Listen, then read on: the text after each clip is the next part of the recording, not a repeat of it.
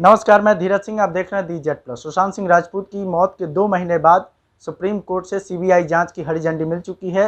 इसको लेकर हमारे साथ आज बात करने के लिए सुप्रीम कोर्ट के वरिष्ठ वकील ज्ञानेंद्र मिश्रा जी हैं। सुशांत मामले में इन्होंने करीब से इस पर नज़र रख रहे हैं और बारीकी से इस पूरे केस को स्टडी कर रहे हैं। सर, जो आज फैसला आया उस पूरे फैसले को कैसे देखते हैं, क्या है फैसले में, थोड़ा विस्तार से हमारे दर्शकों को बताइए। Thank you. नहीं, आज का जो फैसला है वो सुप्रीम कोर्ट का बहुत इम्पोर्टेंट फैसला है कई मायने में।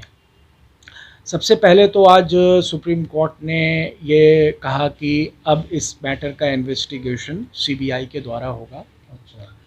और कोर्ट ने सीबीआई को ऑर्डर किया और ऑथराइज़ किया कि अब उस मैटर का investigation Mumbai police and Bihar police दोनों से अपने तरफ ले सकती हैं और अब सीबीआई इन्वेस्टिगेशन करेगी।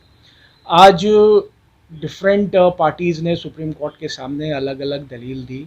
महाराष्ट्र सरकार ने ऑब्वियसली ये कहा कि महाराष्ट्र पुलिस ने इसमें काफ़ी सब्सटेंटिव इन्वेस्टिगेशन किया है और काफ़ी सब्सिक्वेंट स्टेज पे पहुंच गई है और इसलिए अभी इस इन्वेस्टिगेशन को इंटरफेरेंस किसी तरह का नहीं करना चाहिए। लेकिन सुप्रीम कोर्ट ने बेसिकली ये कहा कि इन द सेंस कि जिस तरह से एक्रिमनीज़ मुंबई पुलिस और बिहार पुलिस के बीच में बढ़ी और जिस तरह से ये एलिगेशन लगा कि मुंबई पुलिस बिहार पुलिस के साथ कोऑपरेशन नहीं कर रही है इन्वेस्टिगेशन में, और कई तरह के फिर पॉलिटिकल बायस के भी इशूज़ आए और राजनीतिक पॉइंट ऑफ व्यूज़ भी आए। इन सब चीज़ों के मद्देनज़र सुप्रीम कोर्ट ने कहा कि ये सबसे अप्रोप्रिएट होगा कि ना ही मुंबई पुलिस और ना ही बिहार पुलिस इस मैटर का इन्वेस्टिगेशन करे, इस मैटर का इन्वेस्टिगेशन सीबीआई के द्वारा हो, तो उससे जो है जस्टिस जल्दी और एक प्रॉपर इन्वेस्टिगेशन और प्रॉपर जस्टिस इस केस का हो सकेगा। तो this is what the supreme court has basically said today. Supreme court द्वारा ही सीबीआई जांच को आदेश दिया गया है, तो राज्य सरकार द्वारा जो अनुशंसा की जाती है और सुप्रीम कोर्ट द्वारा सीबीआई जो जांच की मांग आदेश दिया जाता है, इन दोनों के बीच डिफरेंस क्या है, किस तरह से आगे कार्रवाई की जाएगी? तो जैसा मैंने पहले भी बताया था, देखिए सीबीआई इन्वेस्टिगेशन दो तरह से हो सकता है। सीबीआई सुओ मोटो कोई मैटर का इन्वेस्टिगेशन नहीं करती है, क्रिमिनल मैटर का। तो जो भी सरकार है, स्टेट गवर्नमेंट हैं, जिनके पास ये कोई भी क्रिमिनल मैटर का इन्वेस्टिगेशन है या एफआईआर है, पेंडिंग है, वो सेंट्रल गवर्नमेंट को रिकमेंड कर सकते हैं कि इस मैटर को सीबीआई को हैंड ओवर किया जाए और सेंट्रल गवर्नमेंट उस पर फिर अप्रोप्रिएट एक्शन और डिसीजन लेती है। या कोर्ट एम्पावर्ड है, सुप्रीम कोर्ट एम्पावर्ड है कि वो सुओ मोटो किसी भी मैटर को सीबीआई को इन्वेस्टिगेशन करने के लिए दे सकती है। तो आज जो सुप्रीम कोर्ट में हुआ वो दो चीज़ें हुई। एक तो सुप्रीम कोर्ट में दो एस्पेक्ट्स पे आज सुप्रीम कोर्ट में बहस हुई। एक ये कि बिहार गवर्नमेंट ने जो एफआईआर पटना पुलिस ने रजिस्टर्ड इस केस में किया था वो सही किया था कि नहीं किया था, और बिहार गवर्नमेंट ने जो सीबीआई को हैंड ओवर करने का इन्वेस्टिगेशन का रिकमेंडेशन किया था, वो रिकमेंडेशन वो कर सकती है कि नहीं कर सकती है। इन दोनों चीज़ों का आंसर सुप्रीम कोर्ट ने एफर्मेटिव दिया। सुप्रीम कोर्ट ने कहा कि पटना पुलिस के सामने जो एफआईआर इस केस में रजिस्टर्ड हुआ था वो इन टर्म्स ऑफ सीआरपीसी के प्रोसीजर्स के अनुसार हुआ था, वो ठीक था, और इसीलिए बिहार गवर्नमेंट ने जो सीबीआई का रिकमेंडेशन किया था सेंट्रल गवर्नमेंट को, वो भी अप्रोप्रिएट है। लेकिन इंटरेस्टिंग बात यह है कि सुप्रीम कोर्ट ने खुद आज article 142 of constitution of India के तहत जो उनको पावर है, उसके तहत सुप्रीम कोर्ट ने अपनी तरफ से इस मैटर को सीबीआई को हैंड ओवर किया और कहा कि आगे से इस मैटर का इन्वेस्टिगेशन सीबीआई करेगी। लगातार महाराष्ट्र सरकार की जो वकील है उनकी तरफ से कहा जाता है कि अगर कहीं कुछ चीज़ का चोरी भी होता है तो जिस एरिया में चोरी होता है वहाँ के थाने में केस दर्ज कराया जाता है। महाराष्ट्र में कांड हुआ लेकिन पटना थाना में केस दर्ज हुआ, तो क्या ये कितना सही है इस तरह से जो एक राज्य से छोड़ के दूसरे राज्य में केस दर्ज होना और वहाँ की पुलिस जाँच कर रही थी? नहीं, देखिए ये अच्छा प्रश्न है और इसके कई पहलू हैं। एक पहलू आज ये है कि आज इस बाबत सुप्रीम कोर्ट में बहस हुई थी। बिहार सरकार के वकील जो थे, वकीलों ने ये पॉइंट रेज किया और उन्होंने कहा कि जो प्रोसीजर है सीआरपीसी में, वो एक पर्टिकुलर सेक्शन है सीआरपीसी का 179, जिसमें ये होता है कि एक होता है कि ऑफेंस कहीं पर कमिट हुआ और दूसरा होता है कि उस ऑफेंस के कॉन्सिक्वेंसेस या परिणाम कहीं और भी हो सकते हैं।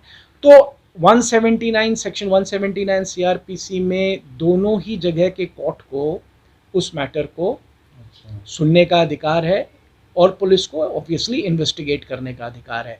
तो उनका एक ही आर्ग्यूमेंट था आज कि चूंकि सुशांत सिंह की फैमिली ने, उनके फादर ने जो एफआईआर बिहार पुलिस के सामने, पटना पुलिस के सामने फाइल किया है, उसमें उन्होंने स्पेसिफिकली फाइनेंशियल इरेगुलरिटीज़ की भी बात की है। उन्होंने कहा है कि सुशांत सिंह के पैसे का जो है वो दुरुपयोग हुआ, उनके पैसे निकाले गए, वहाँ पे financial irregularity, financial fraud commit किया गया है। और चूँकि वो सुशांत सिंह जी के डेथ के बाद उनके सक्सेसर हैं, तो जो भी उसके पैसे थे या जो उनकी प्रॉपर्टी थी, उनमें इनका एक लेजिटिमेट इंटरेस्ट था, इनका एक लेजिटिमेट राइट था। तो उनका ये कहना था कि मेरे इस लेजिटिमेट राइट को, मेरे इस इंटरेस्ट को कॉम्प्रोमाइज़ किया गया है, और चूँकि मैं एक सफ़रर हूँ, उसका कॉन्सिक्वेंसेस मुझे हुआ है, इसीलिए एज़ पर 179 ये एफआईआर पटना पुलिस रजिस्टर्ड कर सकती थी। हालांकि कोर्ट ने स्पेसिफिकली इतना डेलिबरेट इस पर कोई ऑर्डर नहीं दिया है, पर कोर्ट ने ये बात बिल्कुल स्पष्ट रूप से कही कि जो पटना पुलिस के सामने एफआईआर रजिस्टर्ड हुआ था वो in accordance with the law हुआ था, उसमें कोई ऐसी इरेगुलरिटीज़ नहीं है। और चूंकि एफआईआर अप्रोप्रिएट है, एफआईआर लीगल है, इसलिए बिहार सरकार को ऑब्वियसली ये राइट भी है कि वो उस मैटर को सीबीआई के रिकमेंडेशन के लिए सेंट्रल गवर्नमेंट को कहे। अब एक दूसरा और इससे एक इंटरेस्टिंग बात और ये निकल कर आ रही है, जिस प्रश्न को आपने हिंट किया है कि ये थोड़ा सा अनप्रेसिडेंटेड हुआ है। ऐसा बहुत बार नहीं हुआ है कि ऑफेंस किसी और स्टेट में हुआ है और इन्वेस्टिगेशन किसी और स्टेट की पुलिस ने किया, फिर उसी गवर्नमेंट ने सीबीआई की इंक्वायरी का भी रिकमेंडेशन किया। तो इसका ये पहलू है, बड़ा इंटरेस्टिंग पहलू है कि क्या सुप्रीम कोर्ट का ये जजमेंट एक ऐसा प्रेसिडेंस सेट करेगा, क्योंकि इसमें कई तरह के पॉलिटिकल एंगल आते हैं। एक जो हमारा फेडरल स्ट्रक्चर है उसके इशूज़ भी आते हैं, और इस तरह के पॉलिटिकल एनवायरनमेंट में जहाँ सेंटर में एक अलग पार्टी है और स्टेट्स में अलग पार्टी का गवर्नमेंट है और काफ़ी पॉलिटिकल राइवलरीज है, पॉलिटिकल एक्रिमनीज है, ये एक इशू निकल कर आ सकता है कि क्या सेंट्रल गवर्नमेंट एक एक्स्ट्रा एम्पावर्ड हो गई है इस जजमेंट में कि किसी भी स्टेट में ऑफेंस होने के बाद किसी दूसरे स्टेट में एफआईआर रजिस्टर्ड करा के वहाँ की गवर्नमेंट से सीबीआई का रिकमेंडेशन करा के और फिर सेंट्रल गवर्नमेंट थ्रू सीबीआई उस इन्वेस्टिगेशन को इन्फ्लुएंस कर सकती है या कंट्रोल कर सकती है। मतलब इस पर सवाल उठेगा, इस पे सवाल उठेगा।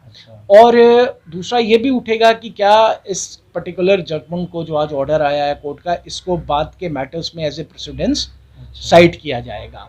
तो इसमें मेरा ये कहना है कि कोर्ट ने ऐसा कोई ऑब्जर्वेशन नहीं किया है कि ये कोई प्रेसिडेंस सेट करेगा, और कोई भी सुप्रीम कोर्ट का जजमेंट हो या हाई कोर्ट का जजमेंट हो, वो उसके अपने पिक्यूलियर फैक्ट्स एंड सर्कमस्टेंसेस होते हैं।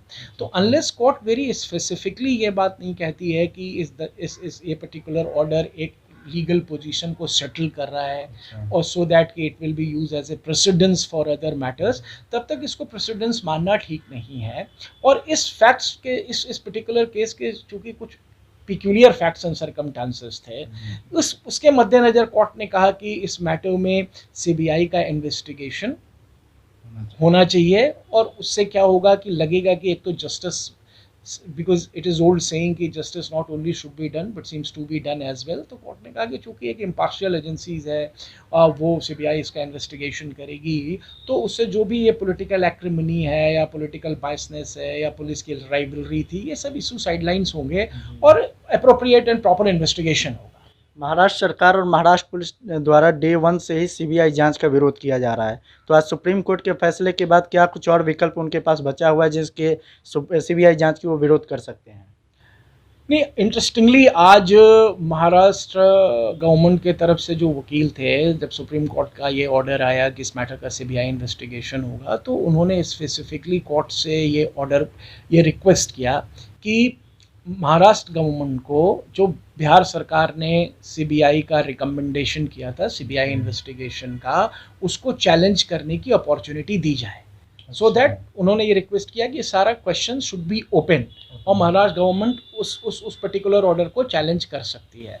लेकिन सुप्रीम कोर्ट ने उनके इस रिक्वेस्ट को निगेट कर दिया, मना कर दिया। उन्होंने कहा कि ऐसा ऐसा आप नहीं कर सकते हैं, क्योंकि अभी सीबीआई का जो इन्वेस्टिगेशन का ऑर्डर हुआ है वो सुप्रीम कोर्ट कर रही है। ये बिहार गवर्नमेंट के रिकमेंडेशन का इशू नहीं है, ये इशू ये है कि सुप्रीम कोर्ट ने अपने इनहेरेंट पावर को यूज करते हुए इस मैटर को सीबीआई को इन्वेस्टिगेशन करने के लिए दिया है, and that is why this order is not open for any challenge.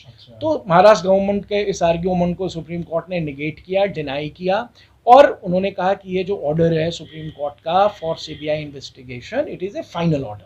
कहा जा रहा है रिव्यू पिटीशन के लिए भी दायर हो सकती है इस मामले में, तो कितना ये इस केस में हो सकता है रिव्यू पिटीशन? नहीं, देखिए, मुझे लगता है कि रिव्यू पिटीशन का ऑप्शन तो अभी ओपन है। लेकिन जिस तरह से कोर्ट ने बिल्कुल क्लियर किया कि ये कोर्ट ने अपने इनहेरेंट पावर को यूज करते हुए सीबीआई को इन्वेस्टिगेशन हैंड ओवर किया है। ये बिहार सरकार का जो रिकमेंडेशंस था उसको गवर्नमेंट ने, सुप्रीम कोर्ट ने अप्रूव नहीं किया है। सुप्रीम कोर्ट ने सिर्फ इतना कहा कि बिहार सरकार was competent to recommend the CBI investigation in this, request the central government to initiate CBI investigation in this matter. पर जो सीबीआई को आज हम मैटर दे रहे हैं वो सुप्रीम कोर्ट अपनी तरफ से कर रहा है, तो इसीलिए ये फैसला अब एक फाइनलिटी की ओर पहुंच गया है, और सीबीआई की एसआईटी टीम शायद कल ही मुंबई जाएगी। और सुप्रीम कोर्ट ने स्पेसिफिकली आज ये भी अपने ऑर्डर में कहा है महाराष्ट्र गवर्नमेंट को कि जितनी भी इन्वेस्टिगेशंस अभी हुई हैं और जो भी एविडेंस कलेक्ट हुए हैं वो सारे एविडेंस इमीडिएटली सीबीआई को हैंड ओवर किया जाए, and same instruction has been given to Bihar police as well कि बिहार पुलिस के पास भी जो भी मटेरियल है, जो भी एविडेंस है, जो भी स्टेटमेंट उन्होंने रिकॉर्ड किया है, वो सारे इमीडिएटली सीबीआई को हैंड ओवर किया जाए। And I think CBI will act quickly now in it, and CBI शायद कल मुंबई जाएगी और सारा हैंड ओवर इन्वेस्टिगेशन का अपने ऊपर ले लेगी। हमसे बात करने के लिए धन्यवाद। Thank you.